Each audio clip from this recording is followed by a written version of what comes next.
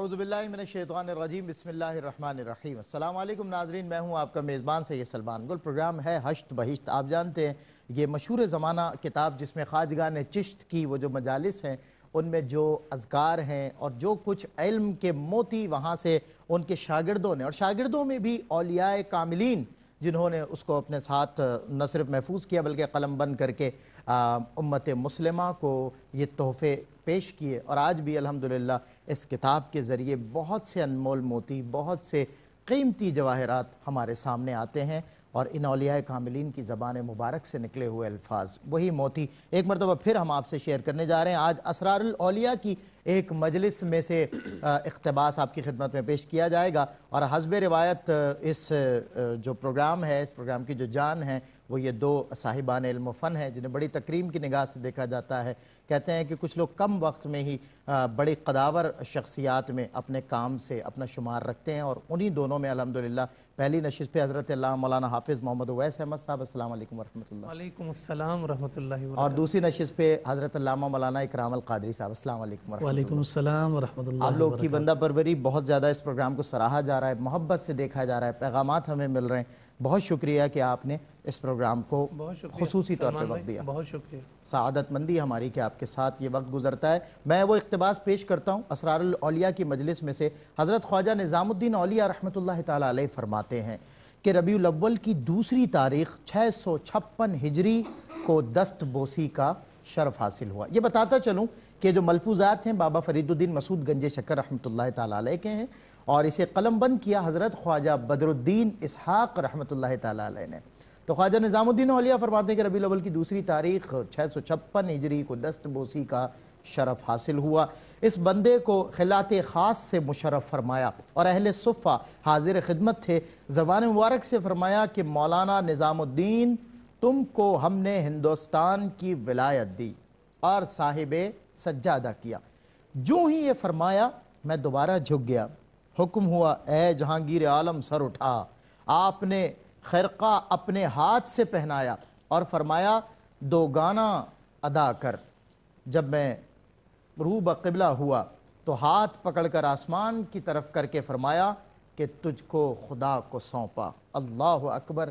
مطلب حضرت یہ اسپیسیفک ڈیوٹیز ہیں جو اللہ رب العزت کی طرف سے آپ کو عطا ہوتی ہیں، اور اتھارٹیز بھی مل جاتی ہیں۔ مثال کے طور پہ کوئی کسی ادارے کا ایم ڈی ہے، وہ کسی کو بلا کے ترقی کی راہ پہ گامزن کرتا ہے۔ یہ اولیاء اللہ اپنے کسی شاگرد کو، اپنے کسی خلیفہ کو محبوب الہی بھی کر دیتے ہیں، قرب الہی بھی بس یوں پکڑتے ہیں اور یوں بغل گیر کر کے قرب الہی کی منازل طے کروا دیتے ہیں۔ اللہ اکبر۔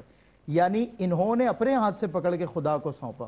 اللہ، کیا فرمائیے؟ بسم اللہ الرحمن الرحیم۔ یقیناً اس مجلس میں بہت ہی ایک خوبصورت نقشہ ہے جو حضرت خواجہ نظام الدین اولیاء رحمۃ اللہ علیہ پیش کر رہے ہیں اپنے پیر و مرشد کے حوالے سے۔ اور سلمان بھائی، یہ وہ خرقہ ہے اور یہ وہ خلت خاص ہے کہ جو حضرت خواجہ عثمان ہرونی رحمۃ اللہ علیہ نے حضرت خواجہ معین الدین چشتی رحمۃ اللہ علیہ کو عطا فرمائی۔ اللہ حضرت خواجہ معین الدین چشتی رحمۃ اللہ علیہ نے حضرت خواجہ بختیار کاکی رحمۃ اللہ علیہ کو عطا فرمائی تھی۔ واہ واہ۔ حضرت خواجہ بختیار کاکی رحمۃ اللہ علیہ نے حضرت خواجہ بابا فرید رحمۃ اللہ علیہ کو عطا فرمائی تھی، اور حضرت بابا فرید رحمۃ اللہ علیہ نے وہ خلت خاص آگے حضرت خواجہ نظام الدین اولیاء رحمۃ اللہ علیہ کو پیش کی ہے اور ان کو پہنایا۔ یعنی یہ وہ انتخاب ہے جو سلسلہ وار سلسلہ چشتیہ میں آ رہا ہے۔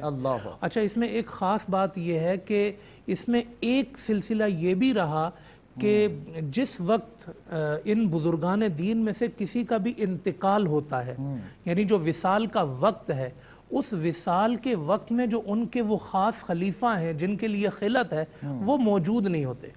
یہ بھی ایک اتفاق کا سلسلہ رہا، یا اس میں کوئی جو ہے وہ ایک فلسفہ ہے یا رمز ہے کہ جب حضرت کا انتقال ہو رہا ہے تو ان کے خاص خلیفہ وہاں پر نہیں ہیں، تو اس لیے یہ ہوتا تھا یا تو وہ اپنے وصال سے پہلے ہی اپنے خلیفہ خاص کو وہ خلت دے دیتے تھے، یا اپنے وصال کے وقت وصیت کر جاتے تھے کہ میری یہ خلت خاصہ فلاں کے لیے ہے۔ اور یہ جو خواجہ نظام الدین اولیاء رحمۃ اللہ علیہ تو حضرت بابا صاحب اپنے وصال سے پہلے ہی ان کو بلا کر یہ مقامات طے کرا رہے کہ یہ جو سلسلے میں خرقہ پوشی ہے اور خرقہ خاص آ رہا ہے یہ میں تمہیں پہنا رہا ہوں. اور دلچسپ بات یہ ہے کہ حضرت بابا صاحب کے بڑے قریب کے خلفاء ہیں.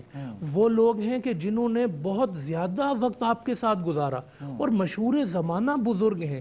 حضرت جمال الدین ہاسوی رحمت اللہ علیہ کتنا قرب پایا انہوں نے حضرت بابا صاحب کا. حضرت صابر کلیر ہیں, کون ان کا نام نہیں جانتا ہے, مگر یہ جو انتخاب کی نگاہ ہے یہ اللہ نے حصہ رکھا ہوا ہے حضرت خواجہ نظام الدین اولیاء کے لیے. یہاں محبوب الہی تھا نا, محبوب الہی. تو بڑا مختصر وقت انہوں نے گزارا ہے بابا صاحب کے ساتھ, لیکن وقت مختصر ہے, کوالٹی اتنی اعلیٰ ہے کہ ان کو جو ہے یہ خرقہ خاص نوازا گیا. اور حضرت بابا صاحب ان کو دعا دیا کرتے تھے, فرمایا نظام الدین تو ایسا درخت بن جا کہ جس درخت کے سائے میں لاکھوں لوگوں کا نفع ہو. تو وہی ہوا کہ حضرت خواجہ معین الدین چشتی اجمیری رحمت اللہ علیہ نے اس سلسلے کو ہندوستان میں جڑیں اور بنیادیں عطا کی تھیں. بابا فرید رحمت اللہ علیہ نے اس سلسلہ چشتیہ کو ہندوستان میں منظم کیا ہے, اور حضرت خواجہ نظام الدین اولیاء رحمت اللہ علیہ نے اس سلسلے کو ہندوستان میں بام عروج پہ پہنچا دیا. لاکھوں لوگ آپ کے در پر آئے ہیں, انہوں نے فیض پایا ہے, یعنی آبیاری ہو رہی ہے مسلسل, لہلہاتا اور علامہ اقبال نے تو کہا ہے کہ خواجہ نظام الدین اولیاء کا مقام تو اپنی جگہ ہے, تیری لحد کی زیارت ہے زندگی دل کی. ارے ان کی قبر بھی نظر آ جائے کہتے ہیں دل زندہ ہو جاتا ہے. دل جس سے زندہ ہے وہ تمنا تم ہی تو ہو. تو یہ وہ مقامات ہیں حضرت خواجہ نظام الدین اولیاء کے کہ جو ان تک پہنچنا چاہتا تھا. بھئی بابا خواجہ صاحب کہاں تشریف رکھتے ہیں, راستے میں ہی مسجدیں چھوٹی چھوٹی بنی ہوئی ہیں. لوگ کہتے ہیں تمہیں خواجہ نظام تک پہنچنا ہے, آؤ مسجد میں 2 رکعت نماز پڑھ لو, توبہ کر لو. یعنی ان تک پہنچنے سے پہلے ہی لوگ توبہ کر کے ان تک پہنچتے تھے. ایسی کشش اللہ نے رکھ دی تھی ان میں ہندوستان میں کہ 50 لاکھ تک لوگ ان کے مریدین میں, اور جنہوں نے جو ہے وہ ان سے فیض پائے. تو یہ وہ خلت خاص ہے, وہ خرقہ پوشی ہے جو حضرت خواجہ بابا صاحب نے حضرت خواجہ نظام الدین اولیاء رحمت اللہ علیہ کو عطا فرمائی. سبحان اللہ. خلت کے انعامات پہ اکرام بھائی بات ہو رہی ہے, میں چاہتا ہوں تھوڑا کنٹینیو آپ بھی کچھ اپنا جو زاویہ نگاہ شامل کریں. جی سلمان بھائی, اس حوالے سے میں یہ عرض کرنا چاہوں گا کہ جیسا کہ ابھی علامہ صاحب نے حضرت خواجہ نظام الدین اولیاء رحمت اللہ تعالی علیہ کے اس مقام اور منصب کی جانب جو ایک خاص یہ اقتباس جو آج ہم نے گفتگو کے لیے جسے چنا ہے, اس کے زاویے میں جو یہ ذکر کیا, میں اس کی ذرا ایک دوسری کیفیت کو آپ کی خدمت میں عرض کرنا چاہتا ہوں جو ہمارے اصلاح احوال کے اعتبار سے ان بزرگوں کی مجالس سے ملتی ہے. ٹھیک ہے. آپ ذرا یہ دیکھیے کہ اس روحانی دنیا میں حضور نظام الدین اولیاء رحمت اللہ تعالی علیہ کو اتنا بڑا منصب دیا جا رہا ہے کہ سارا ہندوستان ان کے حوالے کیا جا رہا ہے. جی مگر دیکھیے آگے کیفیت دیکھیے کہ حضرت کا سر جھک رہا ہے, اور وہ سر جب جھکا ہے تو اس بات کی جانب اشارہ ہے کہ بابا صاحب آپ بھلے مجھے ہندوستان کی شہنشاہی کیوں نہ دے دیں, آپ بھلے مجھے ان تمام سلاطین پر سلطان ہی کیوں نہ بنا دیں, ہر ایک میری بارگاہ ہی سے اکتساب فیض کیوں نہ کر رہا ہو, مگر آپ کے سامنے سر جھکا کر انہوں نے اس بات کا اعلان کیا کہ مجھے جو کچھ ملا ہے آپ کی چوکھٹ سے ملا, آپ کے سوا میں کچھ اور نہیں ہوں, آپ کو جو ملا آپ کے بزرگوں سے ملا, مگر میں اس بات کا اقرار کرتا ہوں اور سر تسلیم خم کر کے اور اپنے سر کو عاجزی کے ساتھ جھکا کر اس بات کی جانب اشارہ کیا, چاہے منصب تمہارا جتنا بھی بڑا ہو جائے لیکن جو تمہارا روحانی پیشوا ہے, جو تمہارا روحانی رہنما اور رہبر ہے, اس سے تم کبھی بھی آگے نہیں بڑھ سکتے. یہی وہ بات ہے کہ جس کی جانب صوفیاء نے ذکر کیا ہے کہ یہ اللہ رب العزت کے اتقیاء صوفیاء اور یہ سالکین جب علم کی منازل کو طے کرتے کرتے معرفت تک پہنچتے ہیں, اور پھر وہ علم جس کی جانب اشارہ علامہ صاحب نے بھی کیا کہ خاص نصیحت فرمائی کہ ایسا شجر اور ایسا درخت بن جاؤ کہ جس سے ہزاروں لوگ منفعت حاصل کریں, تو یہ علم ہی ہے, اور علم کی اپنی ایک مستی ہوا کرتی ہے, اور انسان کو عاجزی کا یہ خوبصورت جو درس ملتا ہے انہی بزرگان دین کی مبارک مجالس سے ملتا ہے. اور یہی وہ اصلاح احوال ہے کہ چاہے تمہیں جتنا کچھ بھی مل جائے, چاہے دنیاوی اعتبار سے ہو یا دینی اعتبار سے, ہمیشہ جانتے رہنا تمہارا محسن کون ہے, کس کے فیض سے تمہیں یہ سارا کرم ملا ہے, اور اس منزل تک پہنچنے کے لیے کون تمہارا ہادی اور رہبر تھا. اگر اس سے تم جڑے رہو گے تو پھر معاملہ یہ ہوگا, وہ عاجزی تمہیں کیا صلہ دے گی کہ وہی بابا فرید ہاتھ تھام کر کہیں گے کہ میں نے تمہیں تمہارے رب کے سپرد کر دیا۔ اللہ اکبر، یہ معنی اختیارات بھی رب کی جانب سے اور انتخاب بھی رب کی جانب سے ہوتا ہے۔ ظاہر ہے اس کو آگے بھی بڑھانا ہے سلسلے کو۔ بہت اچھی بات آپ کر رہے تھے، اور انہوں نے کہا نا کہ وہ جو چوکھٹ مجھے اس چوکھٹ سے ملا ہے، ایک تو وہ کہ منزل عشق از مکان دیگر است، فرد این رہرا نشان دیگر است، اور ایک بات یہ ہے کہ وہ پوری ایک نظم ہے، لیکن اس کے اگر ہم مصروں کو الگ الگ کر کے ایک مطلب ایک کسی اور شعر کا اور ایک کسی اور شعر کا پیش کریں تو یہ بات سمجھنے کی بات ہے۔ مجذوب جو لوگ ہوتے ہیں ان کی کیفیات آپ حضرات بتاتے ہیں، ہم دنگ رہ جاتے ہیں ان کے مقامات دیکھ کے۔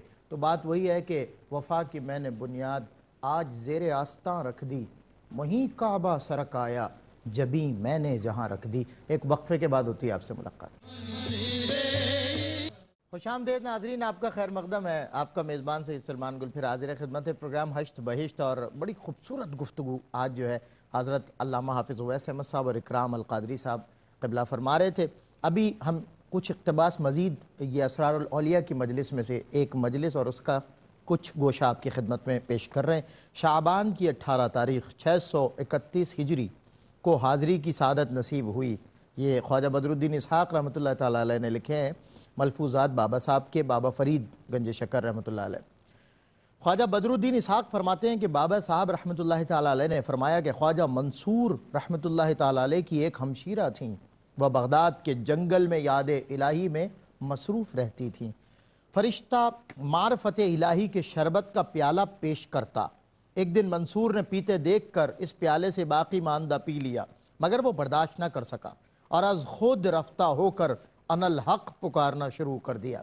جب منصور نے ان الحق یعنی دعوی ربی کیا تو سولی پر چڑھائے گئے۔ ان کو دیکھ کر بہن نے یہ کہا، یہ خام تھا، اگر مرد کامل ہوتا تو محبت و معرفت کے شربت کے چند گھونٹ پی کر ان الحق کا دعویٰ نہ کرتا۔ میں 20 سال سے ہر روز پورا پیالہ پیتی ہوں اور حل من مزید پکارتی ہوں۔ اسی پر جناب بابا صاحب رحمۃ اللہ تعالیٰ علیہ نے فرمایا، ایسے بھی ہیں جو دوست کے اسرار کے دریا پی جاتے ہیں لیکن ظاہر نہیں کرتے۔ پھر بابا فرید رحمۃ اللہ تعالیٰ علیہ نے فرمایا، قاضی حمید الدین ناگوری رحمۃ اللہ تعالیٰ علیہ اپنی تاریخ میں لکھتے ہیں کہ محبت کے دعوے داروں کو روز قیامت طلب کیا جائے گا اور مجنوں کو پیش کیا جائے گا جو آخری سانس تک لیلا کو پکارتا رہا۔ کیا تم بھی ایسے ہو؟ حضرت مجھے تو وہ واقعہ بھی یاد آ گیا، وہ علامہ اکرام صاحب آپ سے میں کر رہا ہوں اس سیگمنٹ کا آغاز، کہ وہ مجنوں جب کسی کے آگے سے گزر گیا، میں چاہتا ہوں واقعہ بھی آپ شیئر کریں ایک بار مختصر سا، کہ جب مجنوں کسی نمازی کے آگے سے گزر گیا اور سوال ہوا، وہیں سے آغاز کریں۔ بسم اللہ۔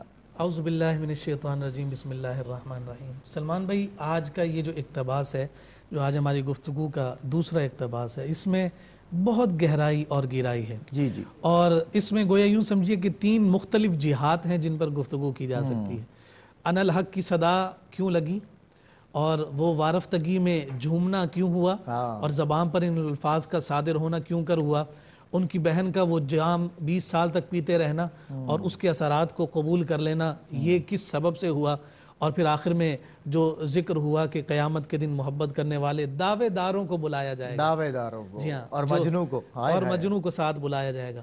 جیسا کہ آپ ذکر کر رہے ہیں کہ مجنوں کی اس کیفیت کا، کہ مجنوں ایک نمازی کے آگے سے گزر گیا تو نمازی نے غصے سے کہا کہ تمہیں نظر نہیں آیا کہ میں رب کی نماز پڑھ رہا ہوں؟ انہوں نے کہا کہ کیسی نماز ہے کہ تم رب کی نماز پڑھتے ہو، لیلا کی یاد میں میں گزر گیا اور مجھے خبر تک نہیں۔ یہ ایک کیفیات ہیں جو عشق اور مستی کی جسے نصیب ہو جائیں پھر اس کی لذتیں ہی مختلف ہوا۔ بڑی ہیوج ایگزامپلز ہیں یہ، بندے کو سمجھنا چاہیے۔ اسی کی جیسی میں ایک مثال کو اپنی اس گفتگو کے ذریعے سے میں حاصل کلام کی جانب جاتا ہوں۔ دیکھیے، حضرت منصور نے یہ جو کلام کیا، یہ جو صدا لگائی، اس صدا پر دنیا کے تقاضوں اور قانون کے مطابق جو انہیں سزا دی گئی، وہ سزا بنتی تھی اور لوگوں نے دی۔ انہوں نے اپنے آپ کو رب کہا، ان الفاظ کی حقیقت کیا تھی اس پر علماء نے کلام کیا۔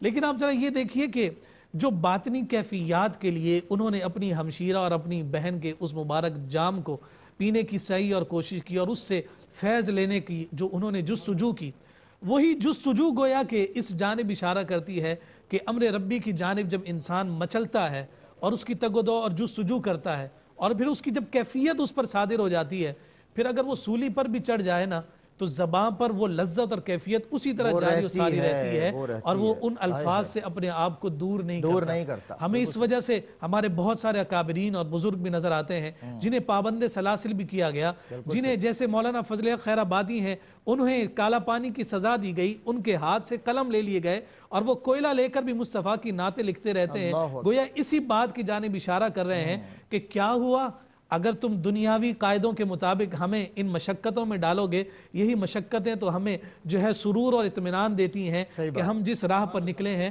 یہی راہ حق کا راہ ہے، اور یہی راہ وہ راہ ہے کہ جسے راہ عزیمت کہا جاتا ہے۔ مولا روم کی اگر ہم بات کرتے ہیں، کونیا شہر اور اس میں مولا روم کی وہ خوبصورت روحانیت، ان کے جو یعنی ایک خلیفہ بھی ہیں، مرید بھی ہیں، اور مولا روم کی بارگاہ کا باورچی خانہ ان کے حوالے اور ذمہ تھا، جنہیں شیخ آتش باز ولی کہا جاتا ہے، اور ان کا جو مزار پر انوار ہے وہ کونیا کے مضافات میں ایک علاقہ ہے، اس میں ہے۔ ان کے حوالے سے ذکر کیا جاتا ہے کہ ایک رات مولانا روم کے ایسے مہمان آ گئے کہ جن کی ضیافت انتہائی ضروری تھی، اور آپ نے شیخ آتش باز کو بلا کر کہا کہ گھر میں کھانے کا جو انتظام ہے وہ کیا جائے، میرے بڑے مہمان خاص آئے ہیں۔ انہوں نے جب باورچی خانے میں جا کر دیکھا تو کھانا اور سامان تو موجود ہے مگر پکانے کے لیے لکڑیاں نہیں تھیں۔ اگر جنگل جاتے لکڑیاں کاٹ کر لاتے تو وقت بہت ہو جاتا، شیخ کے ناراض ہونے کا اندیشہ تھا۔ انہوں نے اپنے پاؤں پر ہی اور اپنے کپڑوں پر ہی تیل کو ڈالا اور آگ جلا دی، اور پاؤں اور اپنے کپڑوں کو جلا کر انہوں نے اپنے شیخ کے مہمانوں کی ضیافت کا انتظام اور اہتمام کیا۔ جسم جلا مگر اس جلنے نے ایسی کیفیت دی کہ اب کبھی رات کو کوئی ایسی نوبت آ جاتی تو اسی خواہش میں ہوتے کہ آج لکڑیاں ختم ہوئی ہیں، کاش کوئی مہمان اسی طرح آ جائے اور پھر مجھے وہی کیفیت مل جائے۔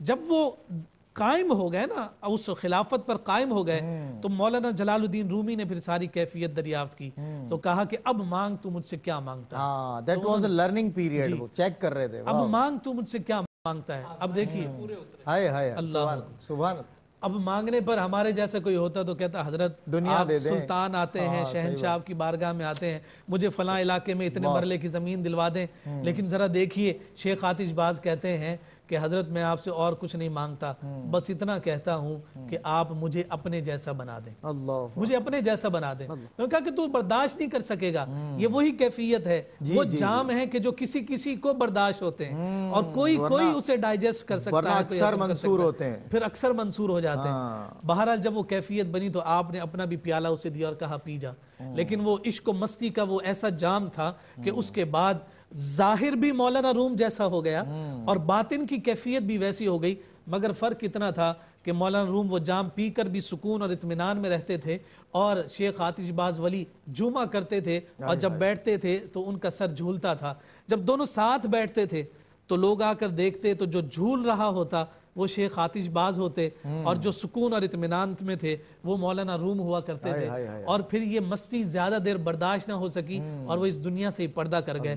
یہ انہی کیفیات کی جانب اشارہ ہے کہ حقیقت کی وہ اور معرفت کی وہ منازل جنہیں اللہ رب العزت عطا کرنے کے لیے منتخب کر لیتا ہے، تو پھر ان منتخب شدہ لوگوں میں پھر کبھی شیخ منصور کی بہن نظر آتی ہے، کبھی مولانا جلال الدین رومی نظر آتے ہیں، اور پھر کبھی مولا روم کے شیخ شمس الدین تبریز رحمت اللہ تعالی علیہ نظر آتے ہیں، اور پھر یہ سلسلہ چلتے چلتے جب اس بارگاہ میں پہنچتا ہے تو پھر کوئی بدر الدین اسحاق جو بابا فرید کے داماد بھی ٹھہرے، بابا فرید کے خلیفہ بھی ٹھہرے، اور پھر ساتھ ساتھ ایسے شاگرد خاص ٹھہرے کہ پھر انہوں نے ایسی مجالس کو قائم کیا جو اسرار الاولیاء کی صورت میں ہمارے سامنے قدر و قیمت کو بھی سمجھا ان مجالس کی، تبھی یہ علم ہم تک پہنچا۔ اور جہاں تک شمس تبریز، آپ نے کیا خوبصورت مثال دی ہے، کہیں بو علی شاہ قلندر، کہیں شمس تبریزی، شمس تبریز گر خدا طلبی، خوش بخاں لا الہ الا اللہ، توحید و رسالت کے پیمانے حضرت، یہ جام، یہ پیالے، اللہ اکبر۔ آج کا دور تو اس سے محروم ہی ہے، مطلب آج تو عصر حاضر میں تو ممکن ہی نہیں نظر آتا نا، ظاہر خانقاہیں کیا معجزات پیش کرتی تھی، کیا مطلب کرامات پیش کرتی تھی علم کی، اور آج جو ہے علم گریزاں دور سے ہم گزر رہے ہیں۔ بہرحال ارشاد فرمائیے کچھ۔ بالکل، اس پیراگراف کے مختلف پہلوؤں کو علامہ صاحب نے بڑی خوبصورتی سے بیان کیا ہے، اور اس کا تھوڑا سا میں خلاصہ بھی کر دوں کہ یہ جو منصور حلاج کی جو بہن ہے ان کا ظرف بہت بڑا ہے، اور وہ جو ظرف ہے نا، وہ جو پیالہ ہے، وہ جو برتن ہے، تصوف میں یہ دیکھا جاتا ہے کہ وہ کتنا بڑا ہے، اس میں کتنا کچھ سما سکتا ہے۔ تو ایک طرف بہن ہے جو روز ایک پیالہ پی رہی ہیں سالوں سے، اللہ اکبر، یعنی وہ سمندر پی چکی ہیں اور کسی کو کانوں کان خبر نہیں ہے، اور حل میں مزید پکار، حل میں مزید، بھئی پیالہ اور لاؤ، پیالہ اور لاؤ۔ اور منصور حلاج کا ظرف اتنا کم ہے ان کے مقابلے میں، جس کو ذکر کیا کہ اس پیالے کا بچا ہوا بھی ایک دفعہ پی لیا تو کہنے لگے انا الحق انا الحق انا الحق۔ اچھا، بہن نے یہ کہا کہ دیکھو، جب بادشاہ کے دربار میں وزراء ہوتے ہیں اور خاص لوگ ہوتے ہیں نا، ان کی سب سے بڑی ڈیوٹی یہ ہوتی ہے کہ بادشاہ کے راز کبھی باہر نہ نکل پائیں۔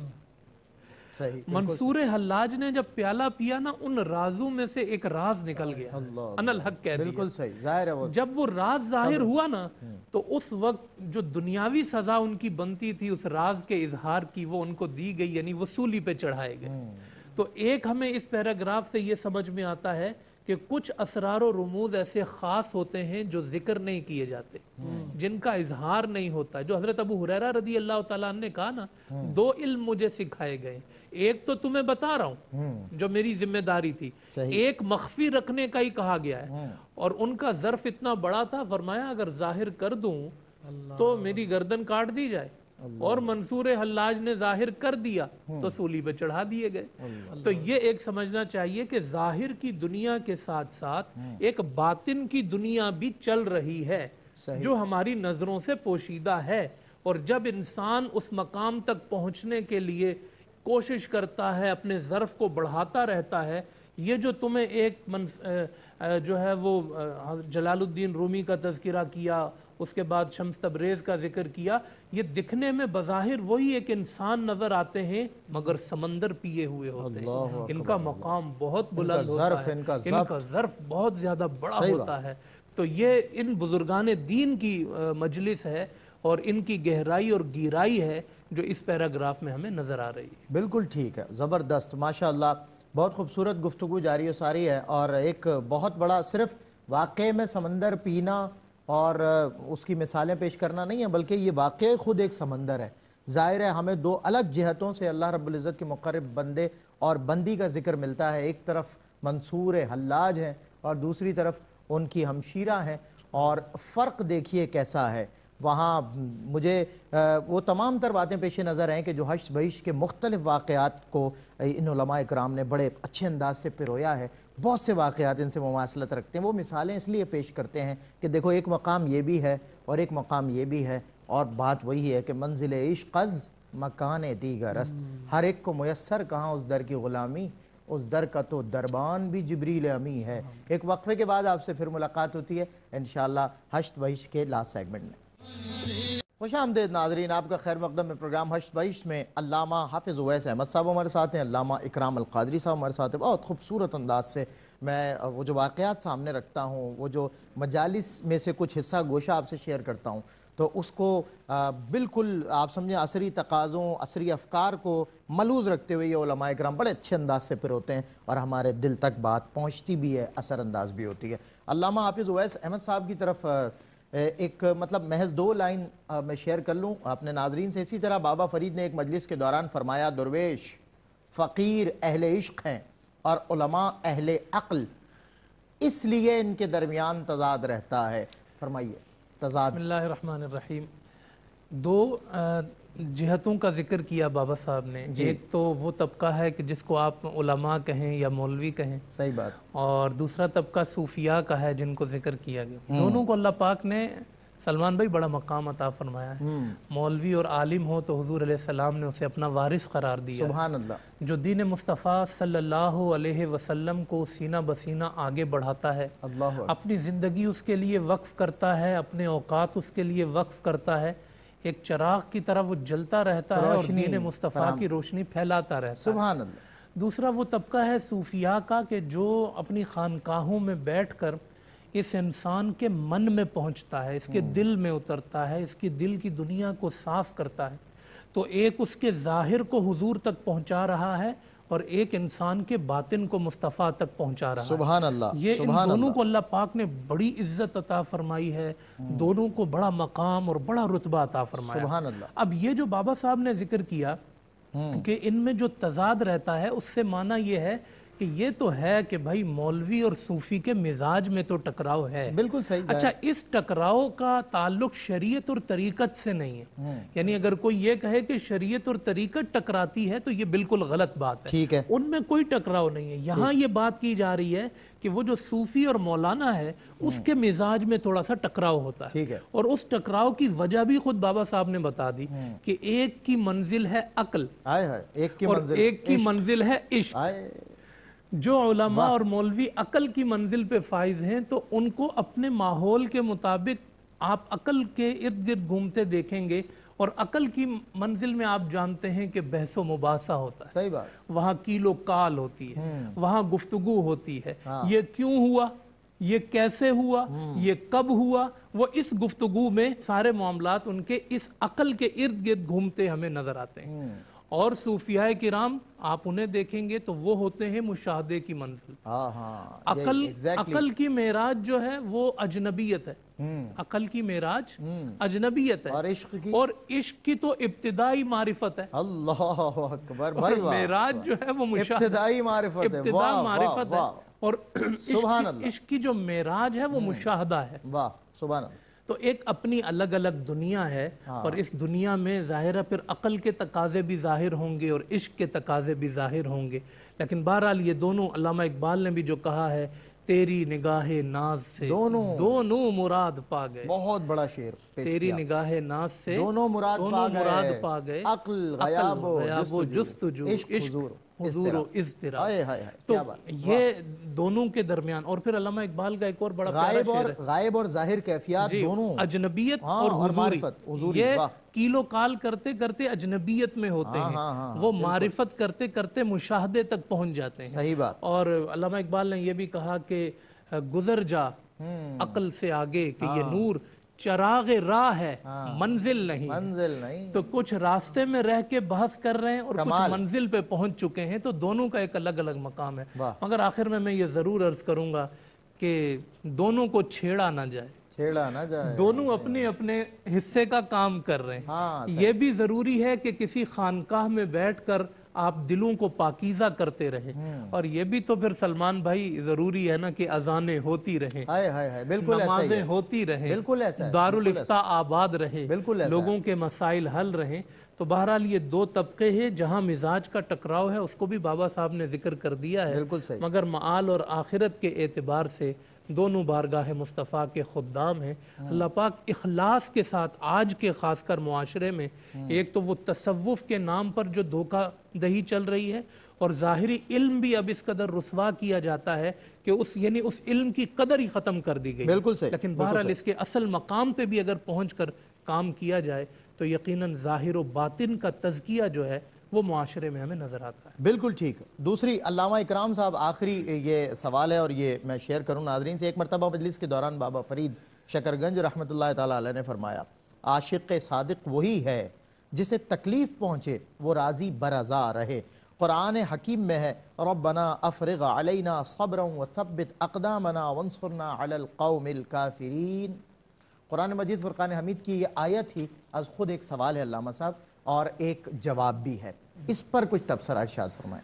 جی سلمان بھائی, میں اپنے اس جواب پر آنے سے قبل اپنی بات کو علامہ صاحب کی بات سے استفادہ کرتے ہوئے جوڑتا ہوں کہ دیکھیے, شاہ شمس تبریز اور مولا روم کی بات ہوئی ہے تو وہاں پر بھی یہ سلسلہ اور یہ ٹکراؤ ہمیں نظر آیا, اور وہی مولانا جلال الدین رومی جو بحر العلوم ہیں, جو جبل علم کہلاتے ہیں, اور پھر جب انہیں اس معرفت کی دنیا کی لذت نصیب ہوئی تو وہ کہنے پر مجبور ہوئے, مولوی ہرگز نشد مولا روم تا غلام شمس تبریز نشد. اب اس سے آپ اندازہ لگائیے کہ یہ دونوں دو مختلف کیفیات. بالکل. اور جیسا کہ علامہ صاحب نے کہا کہ ان دونوں کو ہم ایک دوسرے سے جدا نہیں کر سکتے.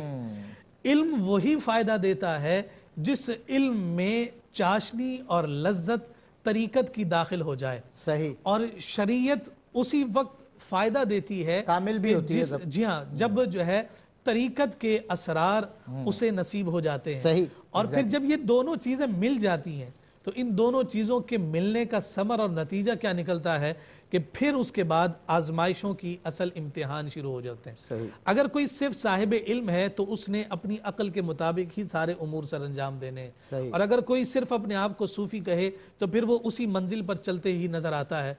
एक ही राह हो और एक ही डगर हो तो उस पर चलना आसान हुआ करता है, मगर जब दो राहों को एक संगम पर जोड़ना हो और वो संगम शरीयत और तरीकत का हो तो फिर उसका नतीजा ये निकलता है कि फिर तानो तशनी के तीर इधर से भी आते हैं और इधर से भी आते हैं, और फिर इन तमाम तानो तशनी के दरमियान रहते हुए उन तमाम मशक्क़तों को बर्दाश्त करते हुए जो आजमाइशों की सूरत में कभी सूली पर लटकाए जा रहे हैं, कभी इमाम आज़म अबू हनीफा को कैद में डाला जा रहा है, कभी फजल हक खैराबादी को इतनी सख्त सजा दी जा रही है, कभी जनाब जिला वतन किया जा रहा है, और ये सारी चीजें नजरबंद किया जा रहा है, जिला वतन किया जा रहा है। ये सारी आजमाइशों पर भी राजी रहते हुए रब्बना अफ्रिग अलैना सब्रन व सब्बित अक़दामना वंसुरना अलल कौमिल काफिरीन की दुआएं अपनी ज़बान पर सजाते हुए जो इस खूबसूरत राह के मुसाफिर बनते हैं और फिर इस शरीयत और तरीकत को जोड़ते हुए जब आगे बढ़ते चले जाते हैं तो फिर उसका नतीजा यही निकलता है,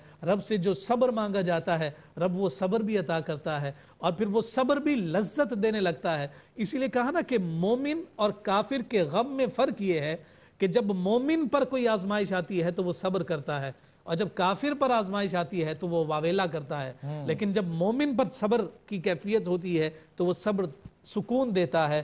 फिर इस्तकामत जब मिलती है तो वही इस्तकामत करामत पर फौक कहलाती है। अल इस्तकामत फौकल करामा का वो जो है अजीम मनसब हमें मिलता हुआ नजर आता है। और फिर जब रब से दुआ मांगी जाती है कि काफिरों पर हमारी मदद और नुसरत कर, उन पर हमें हावी फरमा दे, गलबा अता कर दे, तो फिर नतीजा और समझ ये निकलता है कि अल्लाह रब्बुल इज़्ज़त की जानिब से मदद और नुसरत, चाहे वो ग़ज़वा बदर का मैदान हो, चाहे वो ओहद की सरजमीन हो, या फिर चाहे वो मोहम्मद बिन कासिम दरिया सिंध को उबूर करते हुए बाबुल इस्लाम सिंध में दाखिल होते हुए नजर आए, चाहे फिर हमें सोमनाथ के मंदिर जनाब फतह होते हुए नजर आ रहे हो, बहरे जुल्मत में भी दौड़ा दिए दश्त तो दश्त हैं, दरिया भी ना छोड़े हमने, बहरे जुल्मात में दौड़ा दिए घोड़े हमने, फिर कोई चीज और फिर कोई कैफियत हमें नजर नहीं आती। इसी वजह से खालिद बिन वलीद रज़ियल्लाहु ताला अन्हु से जब पूछा गया था कि हमने तो मुस्तफ़ा को नहीं देखा ना, हमें बताओ तो सही जो शरीयत और तरीकत तुम उनसे लेकर आए हो, हम उस शरीयत और तरीकत की बात तुमसे बाद में पूछेंगे,